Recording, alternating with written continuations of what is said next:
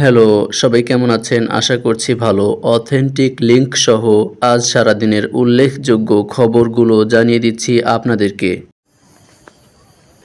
১ KG LPG সিলিন্ডারের দাম বাড়ল ৩৮৭ টাকা। ভোক্তা পর্যায়ে বেসরকারি খাতে তরলীকৃত পেট্রোলিয়াম গ্যাস এলপিজি ১২ কেজিতে এক লাফে বাড়ল ৩৮৭ টাকা। চলতি এপ্রিল মাসের জন্য ১২ কেজি সিলিন্ডারের দাম নির্ধারণ করা হয়েছে ১,৭২৮ টাকা। আজ সন্ধ্যা ৬টা থেকেই নতুন সিদ্ধান্ত কার্যকর। ২. পে স্কেল বাস্তবায়নে আইএমএফের না চলমান ইরান, ইসরায়েল ও যুক্তরাষ্ট্রের যুদ্ধ নাস্তানাবুদ করে ফেলেছে বিশ্ব অর্থনীতিকে। বাংলাদেশেও এর চরম প্রভাব পড়েছে। তবে এ প্রভাব সামনের দিনগুলোতে আরও তীব্র হবে বলে সতর্ক করেছে আন্তর্জাতিক মুদ্রা তহবিল আইএমএফ। এজন্য এখন থেকেই প্রস্তুতি নিতে বলা হয়েছে। খবর ৩.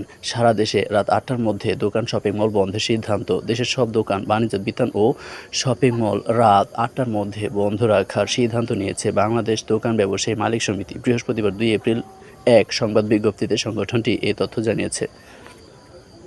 খবর ৪. রাজধানীসহ সারা দেশের জন্য বড় দুঃসংবাদ। দেশের অন্তত ২২ জেলার ওপর দিয়ে তাপপ্রবাহ বয়ে যাচ্ছে। চৈত্রের তীব্র গরমে অতিষ্ঠ হয়ে উঠেছে জনজীবন। বাংলাদেশ আবহাওয়া অধিদপ্তর জানিয়েছে, ভ্যাপসা গরমে অস্বস্তি আরও বেড়েছে। এই পরিস্থিতি আরও কয়েকদিন অব্যাহত থাকতে পারে। খবর ৬.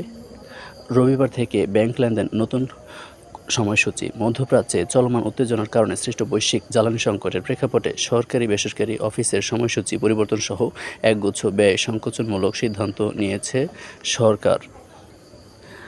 ইংরেজি খবর. Tehran to fight back after Trump pledges to bomb Iran into stone edges.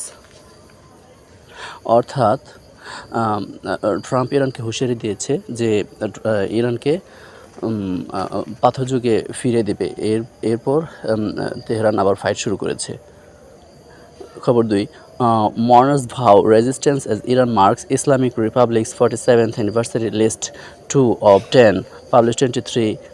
মূল্যবান সময়ের জন্য আপনাকে অসংখ্য ধন্যবাদ।